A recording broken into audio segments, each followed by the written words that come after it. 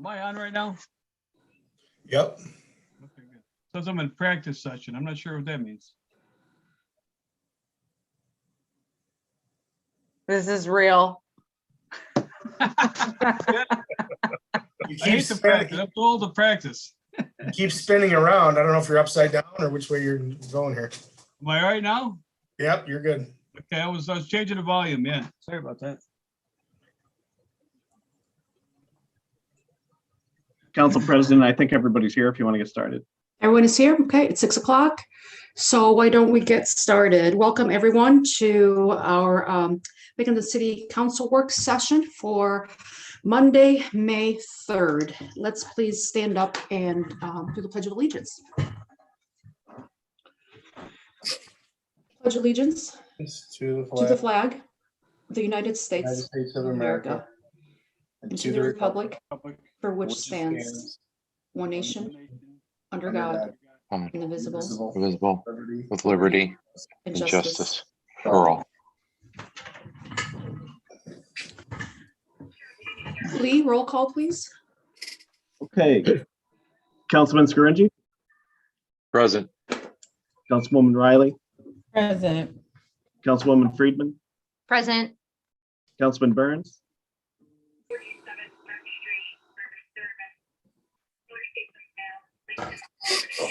we'll mark him as absent for now. Councilman Strong, present. Councilman Scanlon, Present. and President Rosnetti. Present.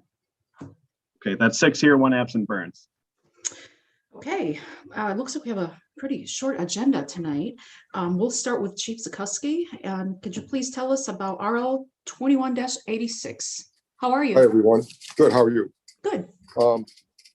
We're asking that you approve a director for the police department community outreach and recruitment. Part of our reform collaborative, there was a lot of interest in us having a full-time recruiter and also at the same time a community outreach or liaison person. So it's part of the reform initiative. It was in the mayor's state of the city, and it was in the proposals that we set you to be approved. We'd like to hit the ground running. That's why we asked you to expedite it. That our report was due April 1st. We're already, 5 weeks into that. And then, from the time, if you should approve it, we have to post it 10 business days. So we'd like to get going as quickly as possible and get somebody in this position and get the work at hand done. Thank you. Does anybody have any questions? Councilwoman Want to Friedman. just note that Councilman Burns has joined the meeting, please. Thank you. Councilwoman Friedman, did you have your hand up? Yes, I did. Thank you, Madam President. Hi, Chief Zukoski. How are you? Good. How are you? Good, thank you. I was wondering, what are the metrics of success for this position? Like, do you have any solid goals with this? Like, we hope to hire X number of officers of color or anything like that? We don't at this time. Obviously, it's a new position, and it's very difficult to recruit anybody, let alone officers of color. Obviously, that's going to be our emphasis, to diversify the department as much as we can, and that's what we're going to work on. But at this point, we don't have any goal. It's difficult to recruit anybody at this point. Quite frankly, you watch every day on the TV that recruitment's a huge issue to departments all around the country. So. At this point, we just want to get the program started, start working at it, and do the best we can. Okay, thanks. And my other question is this, the budget line that this position will be funded out of is quite large. And I was wondering if you could tell me a little more specifically about what position will be unfunded, or like where specifically the money is coming from. The money came from the personnel line of the police department, which when the academy started, we had some individuals that didn't make it the first few days. Either they dropped out a couple of days before the academy or right up to it. So we didn't have the opportunity. You can't put somebody in, day one, start them the day somebody dropped out. So that's money that was currently in the personnel line that we switched over to fill this position, to fund this position for the rest of the year. I see. So if there were more officers that followed through in the academy, it would have gone to their salary, but instead it's being transferred to this new position. Am I understanding? correct? That's correct, yes. All right, That's thank you. You're welcome. Any other questions? I have a question. Yeah, Councilman Burns, go ahead. Yeah. Hi, Chief. How are you? Hey, Joe, how are you? Thanks for coming. I'm wondering about the recruitment. Where do you think, are we going to just, recruit from BU? Are we going to go to universities? Like, how far out would we go for this recruitment? Well, that's a good question, Joe. Years back, we went statewide and we hired a number of people from out of the Broome County area. Right now, it's Broome and adjoining counties. And the problem we ran into there, if we left out our community here locally, is we had several officers come here, get hired as a police officer, we train them. A couple years later, they went back home. We had people go back to Rochester, back to Buffalo. One guy went to Greece, New York. Another guy went back to Oneida City Police Department. So, we're going to push as hard as we can, and we're just going to see where we're getting, where we're going. People say it all the time. Yep. Oh, I want to live in Binghamton. This is what, blah, blah, blah. I'm going to stay. And we're just going to have to see how it goes. Obviously, we're going to recruit heavily in the Broome County and any adjoining county and see how it goes from there. Okay, thank you. Anyone else? Councilwoman Riley? Yes, thank you again, Council President. Hello, Chief Zukoski. How are you doing? I'm good. Thanks. How are you? Good, good. I think my Wi-Fi cut out, but did you state a goal plan, a goal date in terms of the hiring to have this person in place? Well, we asked to expedite it because as soon as possible. If you approve it, from the time you approve it, then it's got to be posted for 10 business days. And then we have to, fill the position. So, that a report was due to you by April 1st. And so we're 5 weeks into that already. This was part of our reform collaborative. So we'd like to get started as soon as we can in the process. Okay, so, but the expectation for this position itself, they would not I do see the requirements, but is there any special training that will ensure they are the community specialist outreach person you desire to have after they are onboarded?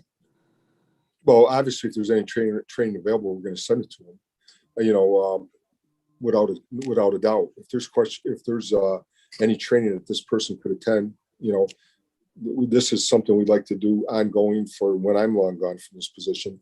It's something, get a better relationship with the community. We make the department as diverse as possible. So without a doubt, if there's training becomes available, we'll be sending the person to it.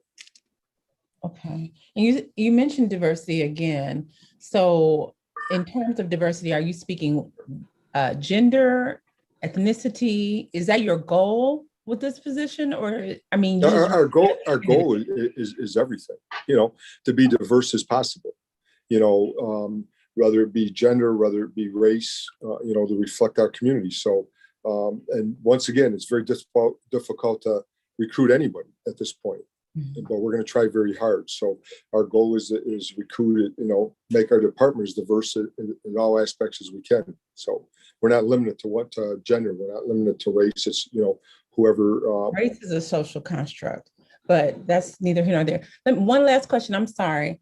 Now I've forgotten the question. This person, is this eligible for an internal candidate, or are you solely looking for external hires? Well, it'd be anybody that applies for the position. We're not limited to anything, whoever meets the qualifications that were set up. Okay, thank you. Thank you again. You're welcome. Anyone else? Okay, thank you, Chief. Thank you. Have a good night. You too. Jeff, hi, how are you? Good, how are you? Doing well.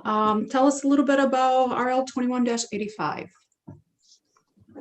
A couple of years ago, we attempted to fill this position. The water sewer wastewater pump maintainer. We were unsuccessful with finding anyone with the required credentials. or experience. So in order to fill a position and get someone trained, we hired someone as a laborer. Then COVID hit, everything kind of froze, and promises have been made to this employee that he would eventually make it to this position from laborer. We're in a position now, he has more than met our expectations and requirements of this job. And we'd like to see this go through and put this individual up to the salary for the job he has been doing and has been training for the past year and a half. Okay. Does anyone have any questions? Okay. Thank you, Jeff. Take care. Thank you. You all have a good night. You too. All right, so the next we have John. John, how are you? Are you there? Yeah, there you are. And you will talk to us about RL 2187. John, can you hear us?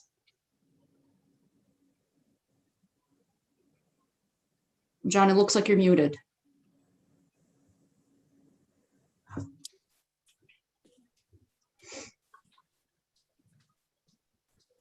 I clicked the ask to unmute button. Okay. We'll see if he responds. I can speak briefly on this as we're waiting for him. This is in my capacity as Acting Director of Personnel and Safety. Good evening. Hi, Sharon. Hi.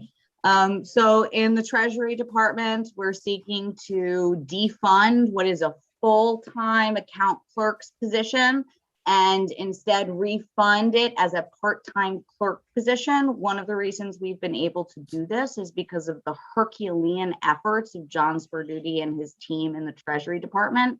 They've worked hard to save us money after someone's retirement, reevaluated and realized they can cope with the existing work in this capacity. So essentially taking what would have cost the city a full-time salary and instead converting it to a part-time is somewhat recognition of the fact that City Hall is in some respects closed to the public, although based off of the amazing infrastructure and work delegation skills that John has done, he's fairly certain that his staff will be able to accommodate this and save taxpayers some money. Sophia, John is here. Okay. Thank you, Sharon. Hi, John.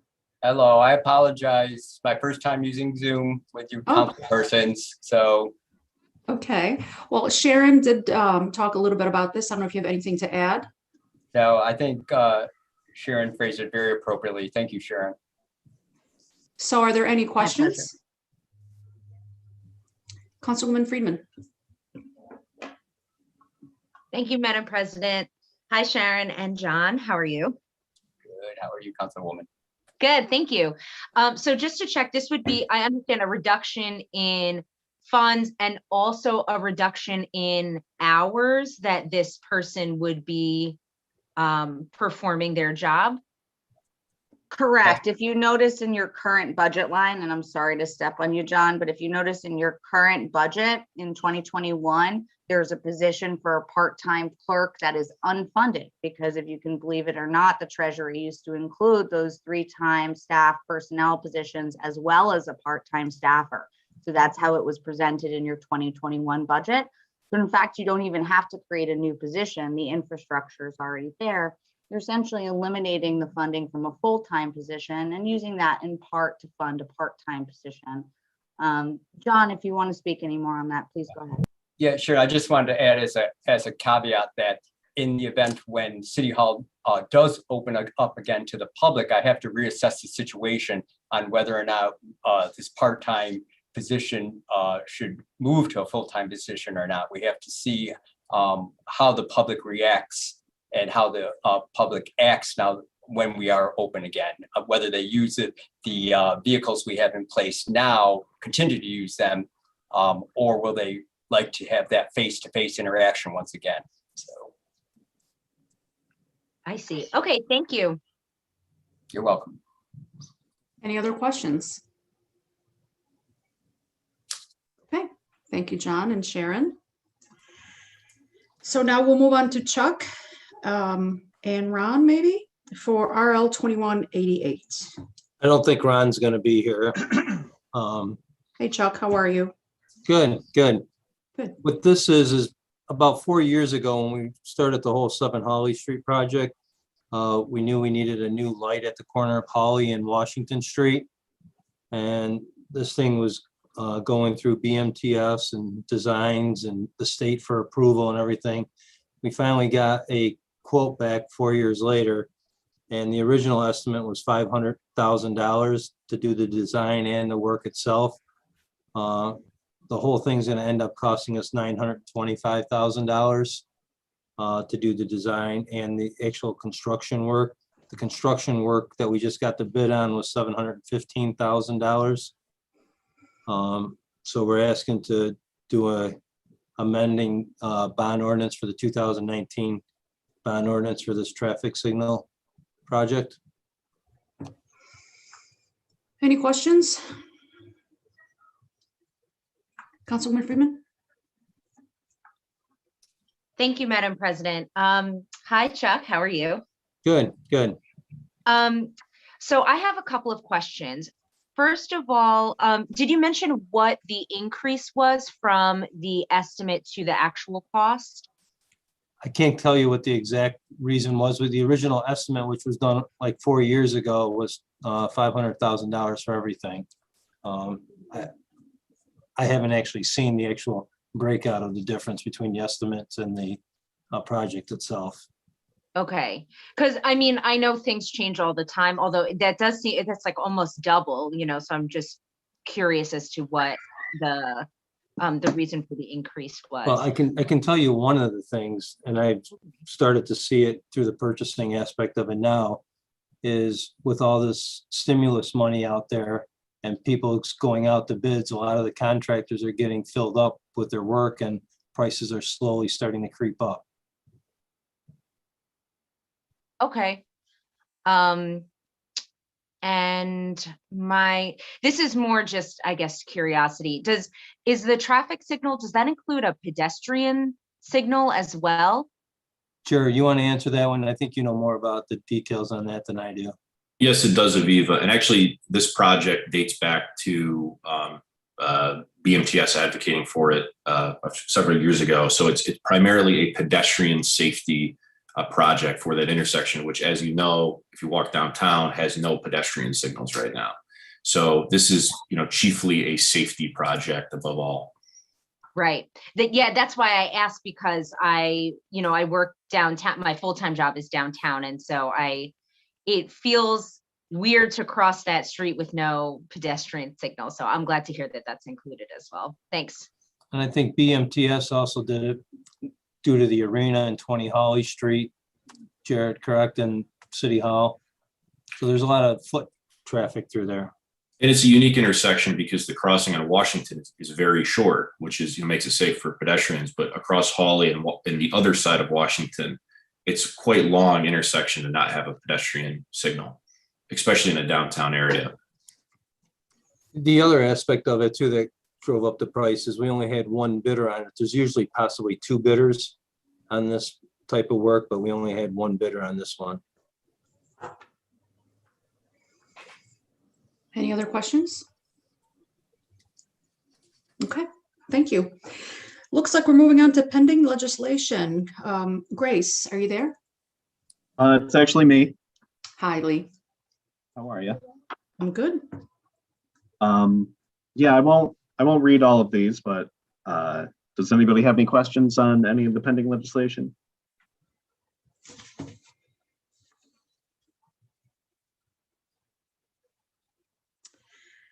Looks like there are no questions. I can't believe I'm saying this because it hasn't been a long meeting, but a motion to adjourn the meeting. So moved. Can I have a second? Second. Thank you. Enjoy the rest of the evening, everyone. Thank you. Take care. Bye-bye. Good night. Good night.